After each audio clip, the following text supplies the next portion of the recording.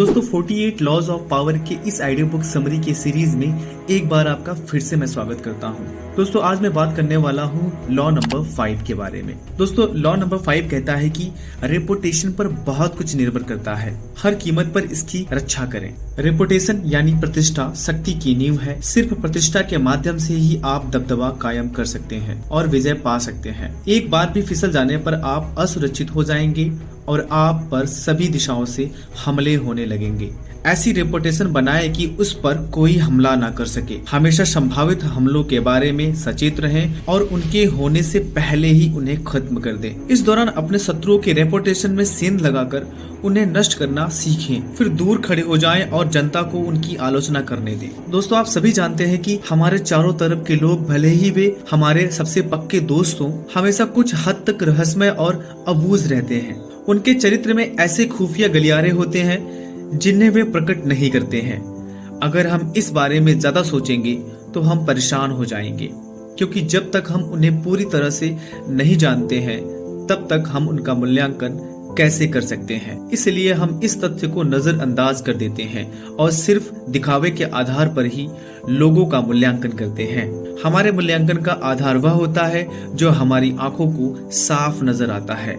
कपड़े, मुद्राएं, शब्द और कार्य, समाज में प्रदर्शन ही हमारे सारे मूल्यांकनों का पैमाना होता है। आप किसी दूसरे तरीके से विश्वास उत्पन्न नहीं कर सकते। आपकी एक गलती या आपके हुलिये में एक भी अजीब या अकस्मात परिवर्तन विनाशकारी साबित हो सकता है। इस वजह से यह बेहद महत्वपूर्ण है कि आप खुद अपनी रेपुटेशन बनाएं और उसे बनाए रखें।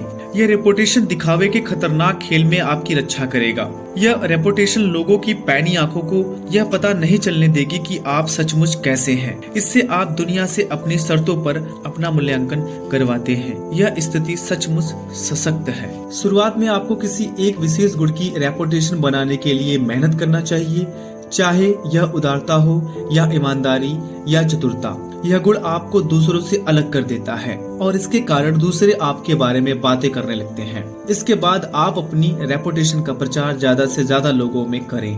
हालांकि यह काम बहुत समझदारी से करना चाहिए। धीरे धीरे रेपुटेशन बनाएं और इसकी नींव मजबूत बनाएं। यह कुछ समय बाद जंगल में लगी आग की तरफ फैल जाएगा। ठोस रेपुटेशन आपके वजन को बढ़ाती है और आपकी मेहनत के बिना आपकी शक्तियों को बढ़ा चढ़ाकर दिखाती है। यह आपके चारों तरफ आभा मंडल भी बना सकती है, जिससे लोगों के मन में आपके प्रति यहाँ तक कि भय भी जाग जाए। दोस्तों द्वितीय विश्व युद्ध के दौरान उत्तरी अफ्रीकी रेगिस्तान में लड़ते समय जर्मन सेनापति अर्तिन रोमल ने चालाकी और धोखेबाजी की रेपुटेशन बना ली थी, जिससे उनसे लड़ने वाली हर सेना दहशत में आ जाती थी।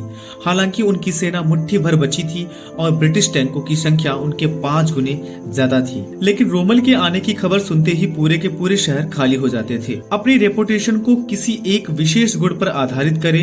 यह इकलौता गुण चाहे कार्यकुशलता हो या आकर्षण, विजिटिंग कार्ड की तरह आपका परिचय देता है और लोगों पर जादू कर देता है। रेपुटेशन किसी खजाने की तरह कीमती है, इसलिए इसे सावधानी पूर्वक हासिल करें और सुरक्षित रखें। खासकर शुरुआत में आपको दृढ़ता से इसकी रक्षा करनी चाहिए और इस पर होने वाले हमलों का पहले से ही अनुमान लगा लेना चाहिए। ठोस रेपुटेशन बनने के बाद अपने शत्रुओं की आलोचनात्मक टिप्पणियों से नाराज या रक्षात्मक होने से ऐसा लगेगा कि आपको अपनी रेपुटेशन पर भरोसा नहीं है और आप असुरक्षित महसूस कर रहे हैं। इसके बजाय उच्च मार्ग अपनाएं और कभी अपना बचाव करने की हड़बड़ी न दिखाएं। दूसरी तरफ किसी दूसरे की रेपुटेशन पर हमला करना बहुत कारगर अस्त्र है, खास तौर पे जब वह आपसे ज्यादा शक्तिशाली हो। इस तरह के युद्ध में नुकसान उसी का होता है, क्योंकि खोने के लिए उसी के पास ज्यादा होता है। अगर वह आप पर पलटकर हमला करेगा तो उसके सामने एक छोटा लक्ष्य होगा, क्योंकि आपकी प्रतिष्ठा अभी कम है। लेकिन इस रणनीति का प्रयोग बहुत सूझबूझ से करना चाहिए। यह नहीं लगना चाहिए कि आप ओछे प्रतिशोध में उलझ रहे हैं। अगर आप चतुराई से अपने दुश्मन की रेपुटेशन को धूमिल नहीं कर पाए तो अनजाने में ही आप अपनी रेपुटेशन को धूमिल कर लेंगे। कभी भी किसी पर हमला करते समय ज्यादा दूर तक न जाएं, क्योंकि इससे लोगों को उसकी गलतियों पर कम और आपके प्रतिशोध पर ज्यादा ध्यान देने लगेंगे। अगर आपकी रेपुटेशन ठोस बन चुकी हो तो अपने विरोधी को कमजोर करने के लिए अधिक सूक्ष्म रणनीतियों का प्रयोग करें, जैसे व्यंग्य या मखौल। इससे लोग आपको मजेदार मस्खरा बनाने लगेंगे। शक्तिशाली शेर अपने रास्ते में आने वाले चूहे के साथ मजे लेता है। अगर वह कोई दूसरी प्रतिक्रिया करने लगे तो उसकी भयावह प्रतिष्ठा ही खत्म हो जाएगी। दोस्तों, लॉ नंबर 5 के संबंध में बाल्डेसर कास्टिग्लिओन ने कहा है कि इसलिए मैं यह चाहूंगा कि हमारा दरबारी चतुराई और निपुणता से अपने आंतरिक मूल्यों को बढ़ाएं और यह सुनिश्चित करें कि जब वह नए अनजान देशों में जाए तो उसकी अच्छी प्रतिष्ठा उससे पहले ही वहां पहुंच जाए। बहुमत की राय पर आधारित शोहरत बहुत महत्वपूर्ण होती है। इससे व्यक्ति में विश्वास जागता है। साधारण लोग बड़ी आसानी से ऐसे व्यक्ति पर विश्वास कर लेते हैं क्योंकि उनके लिए बहुमत की राय महत्वपूर्ण होती है। Thanks for listening this audio book summary. दोस्तों, ऐसे ही फ्री ऑडियो बुक समरी को सुनने के लिए हमारे YouTube चैनल कॉन्कर दुनिया को सब्सक्राइब करें और दोस्तों के साथ शेयर भी करें।